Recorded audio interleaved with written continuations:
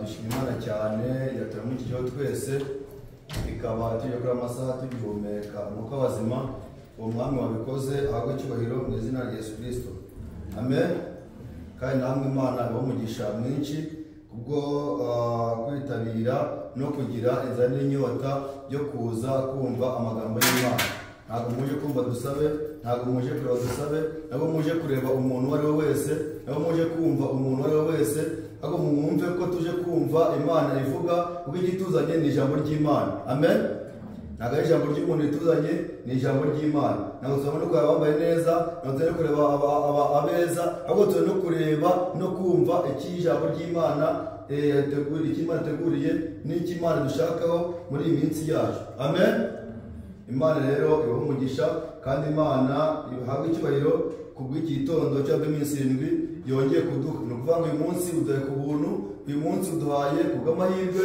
hari benshi bifuje umunsi bawubonye kubera ko twabonye uyu munsi uwo mwami wacu nagwishima n'icyubahiro mu izina ry'Umwami Yesu Kristo twongeye kwishima ko tubona mwene data Baburu cyangwa se Gerard kubona hagati yacu Imana imuha umugisha turabizi ko aradukunda natwe turamukunda kandi twese dukunda Imana tugakunda n'ijambo ryayo niyo mpamvu twe turi aha ngaha rero nta bishya dufite nta bishya tubazaniye ahubwo byose twiyari twumvise bya bintu dusanzwe twumva iyo tujya ngo tuganire kuko baravuze ati burya igicuku kimarwa n'ibiganiro sibyo igicuku kimarwa n'ibiganiro iyo abantu bari hamwe bari kugenda bagenda baganira birabafasha bikabunganira bibarinda kunanirwa bikabarinda kurambirwa kuko bari kugenda bari kuganira niyo mpamvu natwe tujya tuganire ijambo turinde kurambirwa riturinde kunanirwa kuko ikimana izaze gutwara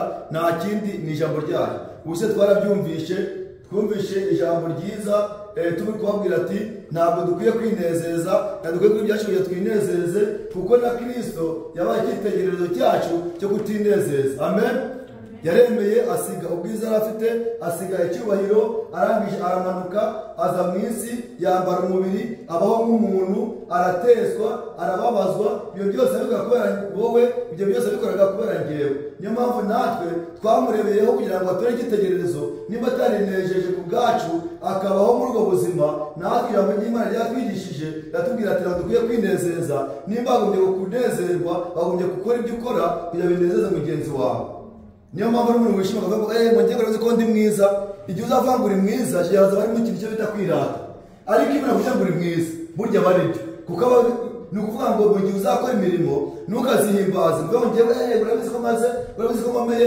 ushaka abonye ibintu nakoze oya ngo uzaba uri kwishima uzaba uri kwishyira hejuru ahubwo kuvuga ngo ibyo ngibyo bimenywa n'umuntu uri ruhande akavuga ati uzi ukuntu runaka akomeye uzi ibintu yakoze ni ukuvuga ngo biba byiza iyo uri gushimwa n'abantu atari uri kwihimbaza ubwawe amen atari kwishima ubwawe nimba ukora ibintu uvuga ati uzi ko imyenda yanezeza uzi ko n'imyambaro yaba myiza ndabizi abantu benshi bagiye kugura imyambaro bahitamo ariko nimba umuntu akubwira ati mu byo ukora akubwira ati imyenda ntabwo ari myiza iyo ntabwo ijyanye n'igihe turimo ntabwo ijyanye n'uburyo twizeye ntabwo kwambara kano kantu uvuga ati mama wowe urashaje gerageza umuntu muri viziyo ugasanga amara kumugaya nyamara niwe kubwira byagomba gufasha ariko ugiye gukora ukoze ibintu bimugayishije nawe higera ugayisha ni ukuvuga ngo uri kwinezeza ariko ukabaza icyo ukabaza ababyeyi uri kwinezeza ukabaza umuryango uri kwinezeza ukabaza Imana niyo mpamvu ijambo ry'Imana yavuze ati ntitukinezeze ahubwo ibyo dukora byose nimba tuvuga amagambo nimba dukora imirimo nimba twambara nimba tugenda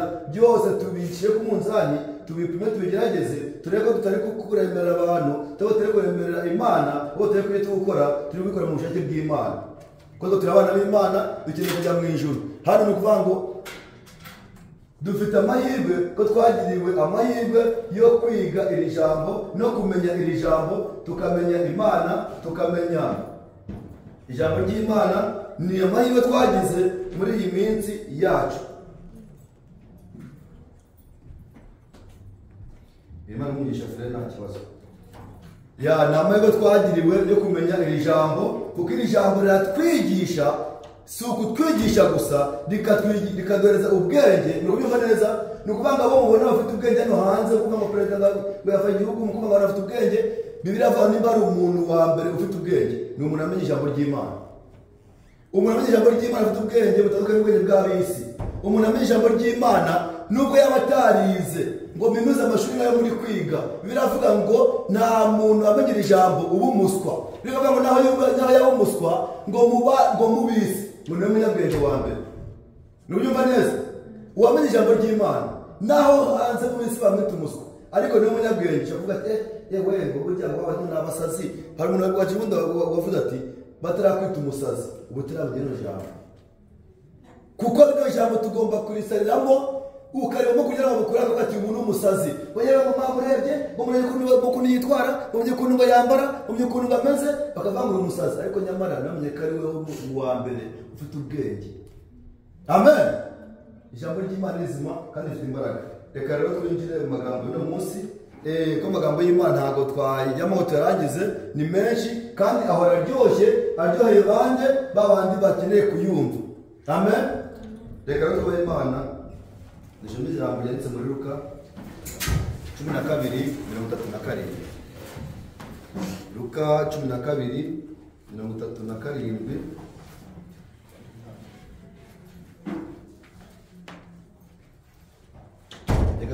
Ega mbona muzana Bibiliya, harimo abantu barenga 5-7 bafite Bibiliya hano, ariko ntabwo mukizizana. Byagenze gute?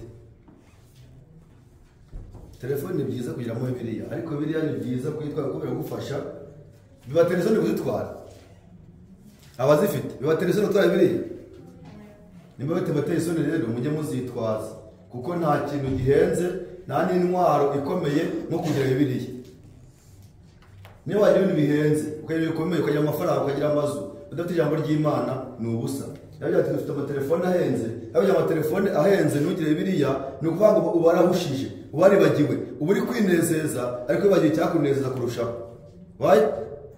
Mbabwiza ukuri, Bibiliya ni ikintu cyiza, ni intwaro, ni ingabo, kandi kuyitwara ngiye binteye ishema. Nimba nawe biguteshema rero ntukajye usiga mu rugo. Luka 12:37 turasoma mu izina ry'Umwami Yesu Kristo. Hahirwa abagaragu shebuja azaza agasanga bari maso, ndababwira ukuri yuko azakenyera akabicaza akabahereza. Naza mu gicuku cyangwa mu nkoko agasanga bameze batyo, bazaba bahirwa. Kandi mumenye ibi yuko nyirinzu iyaba yamenye igihe umujura azazira, yabaye maso ntiyakunze ko inzu icukurwa. Namwe muhore mwiteguye, kuko umwana w'umuntu azaza mu gihe mudatekereza. Amen. Turicara. Turongera turagushimiye mwungeri wacu Yesu Kristo, ni weho umenya ibikwiriye. Natwe turakwinginze kugira ngo mu gitondo ubwo dufite inzara n'inyota, atari inzara y'ibyo kurya by'umubiri, atari inyota y'amazi y'umubiri, ahubwo ari umutsima w'ubugingo utunga umwuka ndetse n'amazi y'ubugingo. Emera Mwami uyimanure muri iki gitondo, tugire umugisha. Waje wese ashonje ahazwe nawe, waje wese afite ikibazo atahe ashubijwe, waje wese ababaye atahe yishimye. Ijambo ryawe ni rizima, n'abaryumva Mwami bahereze ubuzima. Ijambo ryawe ni imbaraga, n'abaryumva bahereze imbaraga.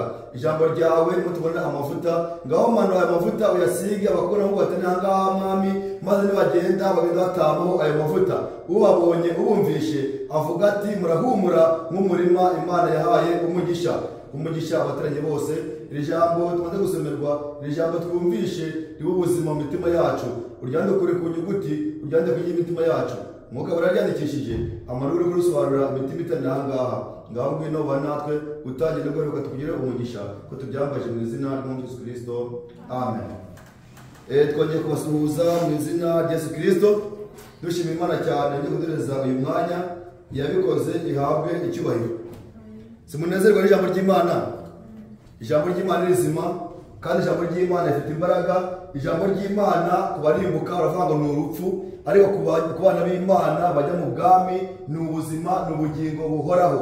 Iyo umwana azarimbuka cyangwa umuntu uzarimbuka, umubwira ijambo ry'Imana, wamubwira amagambo akumva amagambo atabaho, agakoresha mu bitabo hino hino, ugati mbese ibintu byabayeho, ese ni kuvuga nibyo, akajya mu bwenge, akajya mu bushakashatsi, ariko ijambo ry'Imana ntabwo bagiye mu bushakashatsi. Ntabwo ijambo ry'Imana barishyira mu mutwe, ahubwo ijambo ry'Imana ntabwo rishyira mu bwenge bw'abantu. Iri jambo ry'Imana ni ijambo risaba kurishurirwa, kuko ndibuka igihe Nowa yagendaga abwiriza abantu ngo imvura iraguye, imvura iraguye, imvura iraguye. Amen. Abantu baravuze ati iri zuba dufite nirwaga gutya, igihe izuba ryacaniye Nowa, iyi mvura iri kuvuga iri hehe? Abanyabwenge b'abantu bose bajya gupima ikirere bakavuga ati imvura ejo izagwa, imvura ejo bundi izagwa. Bajya mu byuma, bajya muri za byuma bareberamo, barapima bakareba ikirere bakavuga ati nta mvura ihari. Amen. Bari kubura imvura koresha ubwenge bw'abantu, bari kubona hanze mu isi nta mvura irimo, bari gupimisha ubwenge bwabo, bakoresha ibyuma byabo. Ariko Nowa yari kuvuga ijambo yabwiwe n'Imana, yahishuriwe, abwirwa ko ajya kubaka inkuge, iyo nkuge izamubera iyo kumukiza, kuko mu isi Imana ijya kurimbuza isi umwuzure. Amen. Nowa arabyumva, abishyira mu mutima, arangije abishyira mu bikorwa. Ni ukuvuga ijambo ry'Imana iyo riri kutubwira, ntabwo tubwira gusa kugira ngo tubyumvishe amatwi, ahubwo ijambo ry'Imana riratubwira, rikatwigisha kugira ngo aho tujya, aho twirirwa turishyire mu bikorwa. Abo mwirirwana ubabwira ijambo ry'Imana, abo mukorana ubabwira ijambo ry'Imana, abakumva bakumva ijambo ry'Imana, abakubona bakubona ijambo ry'Imana. Ariko mu gihe ujya hanze ugasa nabo, ukifata nabo, ugasanga hagati yanyu nta tandukaniro mufite, ni ukuvuga ngo aho ngaho uba hari intambwe ukeneye gutera kugira ngo ukore icyo Imana ishaka. Haba nawe ukeneye gutera kugira ngo use n'amagambo y'Imana. Hano hanze hari byinshi biturangaza, hari byinshi byanezeza abantu, ariko ibyo byose ese ni byiza ko tubikora cyangwa hari ibikwiriye dukwiye gukora? N'amagambo y'Imana tumaze gusoma aratubwira ati ngo arahirwa umugaragu shebuja azaza agasanga ari maso. Ni ukuvuga ngo ijambo ry'Imana ritwigisha kuba maso, rikatwigisha kwirara, kavuga ati ko mutazi umunsi cyangwa igihe. No mutwe w'amagambo cyangwa ngo tuganire uyu munsi, kuko mutazi umunsi cyangwa igihe, mube maso. Amen. Reka mbabwize uko naho tuvuga byinshi, ijambo ry'Imana turyumva. Ndagira ngo mbabwire amagambo tuyoganira ni amagambo meza tumaze iminsi twumva, dusanzwe twumva, avuga ati mube maso. Amen.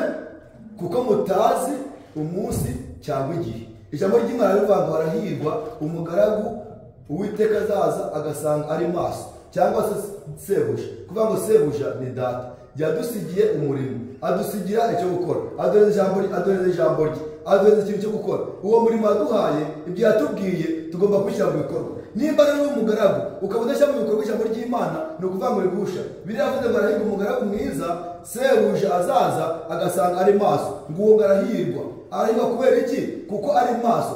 Kuba maso ni ikintu cyiza kandi gitandukanye n'ibyo turi kubona.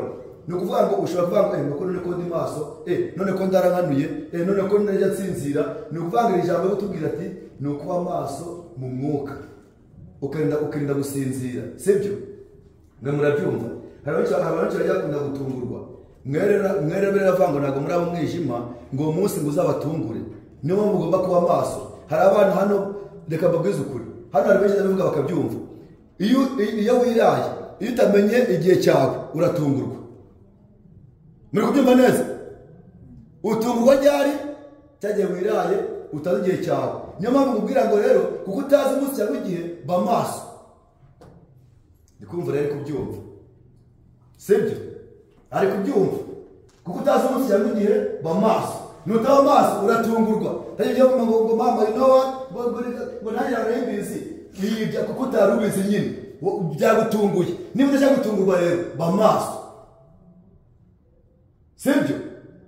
Kuko udashaka gutungurwa, mugize kuvuga ngo unaona mtu binamangukia ghafla kugurwa gitumo, uzabona bagwe gitumo mugihe mutazi, mugihe mudatekereza umwami gazaza mumujura yaza nijoro, yaza mu gitondo, yaza ku manywa, ayo mwe mwitegure kandi mwe maso. Amen. Ngiye kubabwira no kuba maso. None hano yapfa kuri 39 avuga ati ngo kandi ngo mumenye ibi, mutega amatwi neza mwumve, ngo kandi mumenye ibi, ngo yuko nyirinzu yaba yamenye igihe umujura arazira yabaye maso. Tuvuge nimba uri umurinzi cyangwa ukaba ufite inzu yawe, iyo umenya ko harimo iby'ubutunzi, nimba ari inzu y'ubucuruzi, nimba ari botike iruzuye, nimba ari ibintu byuzuye by'agaciro, nimba ari ibintu mu nzu mutuyemo, umuntu akaba weho ushobora kubona nabyo atari by'agaciro, ariko hari abantu babibona bakora iby'agaciro, hari abantu bari kwifuza ibyo uri kwanga, hari abantu bakeneye ibintu ufite. Ni ukuvuga ngo iyo nzu irimo ba maso. Biravuga ngo iyo nyiri inzu aza kumenya igihe umujura arazira gucukura inzu ye, akamwiba ibintu, akamutwara ibyo yari afite, ngo yakabaye maso. Namwe rero mube maso, kuko mutazi umunsi cyangwa igihe. Niba ushaka kugira ngo uzagire future nziza, murabibabwira. Niba ugiye kugira future nziza, niba ugiye kugira iterambere ryiza, niba ugiye kugira ngo uzagire ejo heza, ntabwo uzabishaka umaze kuba umusaza, ntabwo uzabishaka kugeza mu gihe cyanjye, ni ukuvuga ngo uzabishaka mbere. Ni ukuvuga ngo icyo uzaba ugishaka mbere. Ijambo twumvishe riratubwira ati icyo umuntu burya bibye nicyo asarura. Ntabwo wabiba amashaza ngo uzasarure ibishyimbo, ntabwo wabiba ibishyimbo, ntabwo wajya guhinga ngo ubibe ibishyimbo uzasarura amasaka. Nimba ubibye amasaka usarura amasaka, nimba ubibye ibishyimbo usarura ibishyimbo. Niyo mpamvu avanga umwego ndarago benshi bimwe ntabwo mwabaye ahantu ho guhinga cyangwa muhinga umenye ibindi kuvuga. Icyo umuntu abiba nicyo asarura. Ntabwo wabiba urwango ngo wifuze urukundo, ngo wiba urwango ugende kwirwa mu bantu, ugende kubeshyira abantu, ngo wumve kutifuza ko bakubeshyira. Ntabwo uzabiba urwango mu bantu ngo wanga abantu ngo wowe wifuze gukundwa. Ntabwo uzabiba urwango ngo wowe wumve ko wasarura urukundo. Oya, nimba wabibye urwango akaba ari rwo wahinze, nta nibwo uzasarura. Nimba udakunda wowe bagukunda gute? Ko biri tugira ngo naho nakora ibyo ari byose, nkitanga ubwanjye, nakora uko nshoboye, ndetse nkitanga abantu mwike ibyo ari byose ndabiheba, ndi kwitangira ikintu cyangwa umuntu, ariko nkabikora nta rukundo rurimo, ibyo byose ni ubusa. Biravuga ngo tube maso ntituzatungurwe, ko tutazi umunsi cyangwa igihe. Tube maso, sibyo? Kababwiza ukuri mwako mujye muba maso. Ari mu rugo mube maso, ari ku mashuri mwarafuze kumuzojya mujye kwiga, ari ku mashuri mube maso. Nimukabenga babandi mu mirimo muri gukora mube maso, nimugasenga babandi, nimukemere gutungurwa. Mumaze kugira ubwenge, mukamenyera ijambo, mukamenya indyo n'imoso. Niyo mpamvu mwavuye mwari abana batoya muza hano ko muri bakuru. Nimukemere muramutungurwa byose mubone bibagwa gitumo, ahubwo mujye mushikama. Umuntu amaze gukura agira plan, right? Tuba dufite amasaha make yo kugenda ndabigisha. Ubundi hari ukuntu umuntu agira plan cyangwa igira ukuntu apanga ibintu bye. Biravuga ngo iyo ufite icyo ushaka ntabwo upfa gufata icyo ubonye. Ngira ngo abantu bakuru babyumva. Iyo hari ikintu ushaka ntabwo upfa gufata icyo ubonye. Niyo mpamvu hano turi bakuru, reka mbabwize ukuri. Ikintu kigaragaza umuntu muzima, umuntu uko atekereza, ni uko adapfa kugenda akavuga ngo yewe nanjye ntabwo nzi aho ndi. Ahubwo iyo urahazi ugomba gukora ibyo uzi. Amen. Ukagira purani muri wowe. Nimba uri kwiga ukavuga ati nzaba munasi, nzaba umwarimu, nzaba umuganga, nzaba iki, nzaba hano nk'abantu bamara no kurangiza amakoleje, kubona agiye mu muhanda agiye kudrivinga. Nimba uri kwiga ukafite icyerekezo, menya ngo mu buzima bwanjye mfite icyerekezo, mfite purani. Nimba uri kwiga abantu ugasanga arangira school, ntago aragira choice, nta choice afite. Ariko muri Afurika ibyo byo kurangiza primary uri kuvuga ati nzaba iki, nzakora gutya kugira ngo nguyu, right?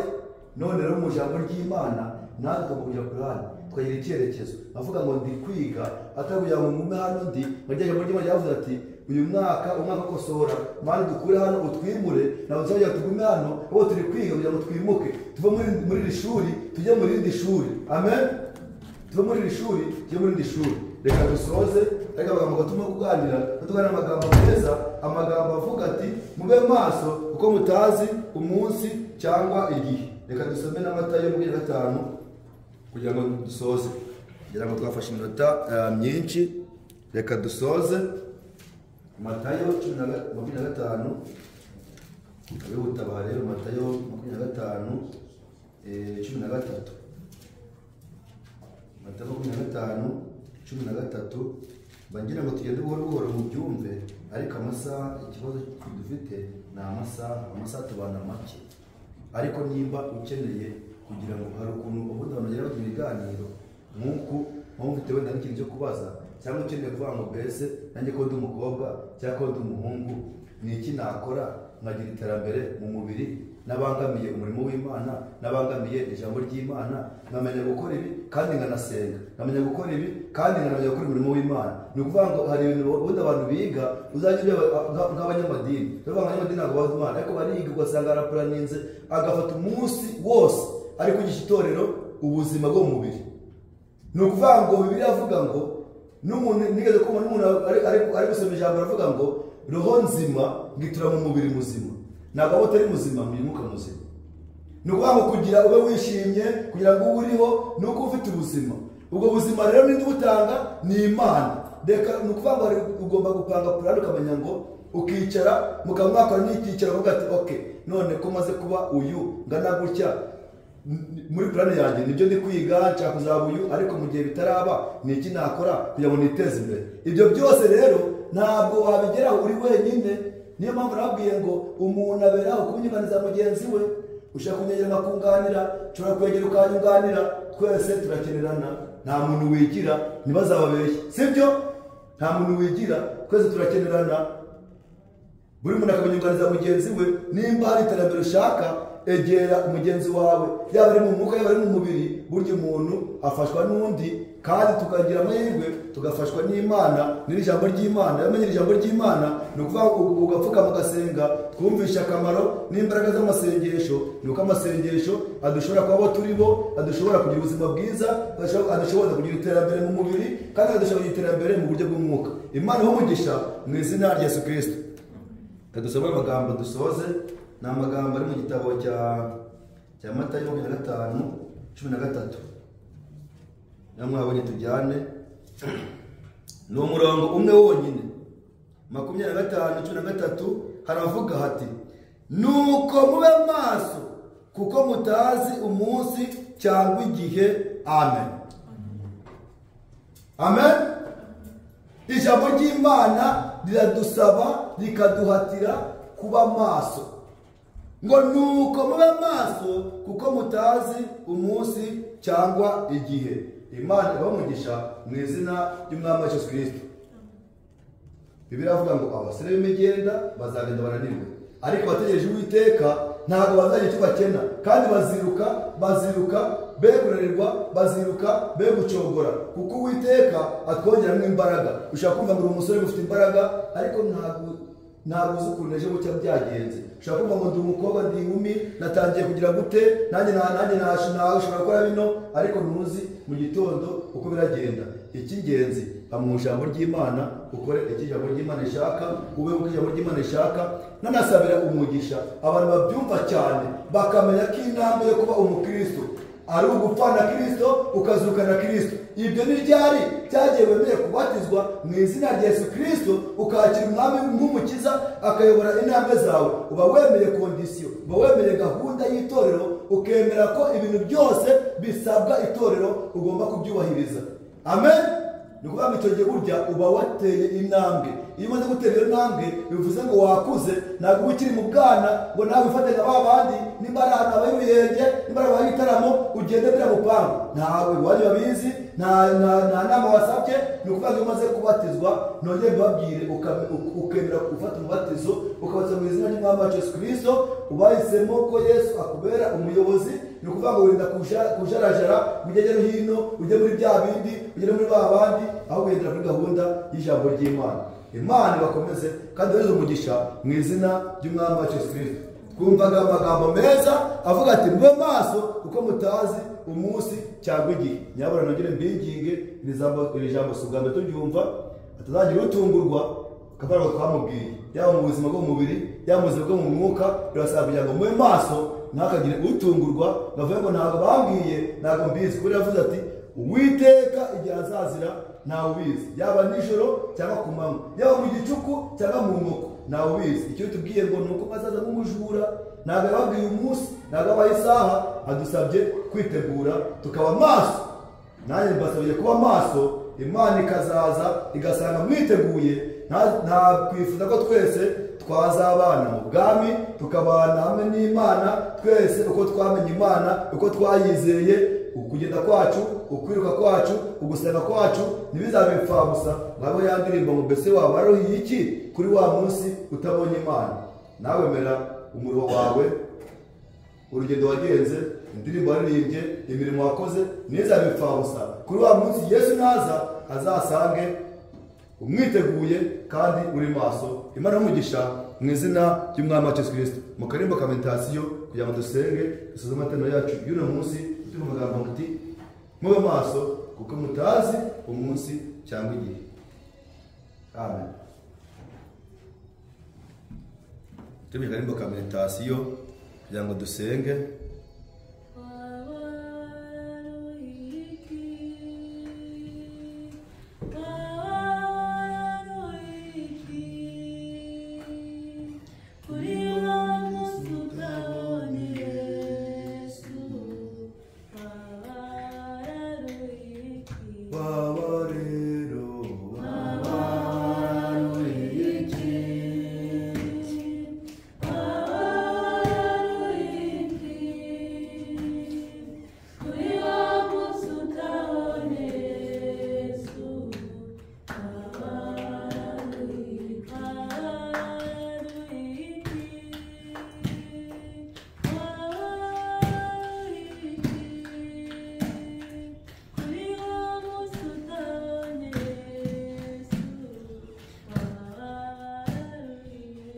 Wow.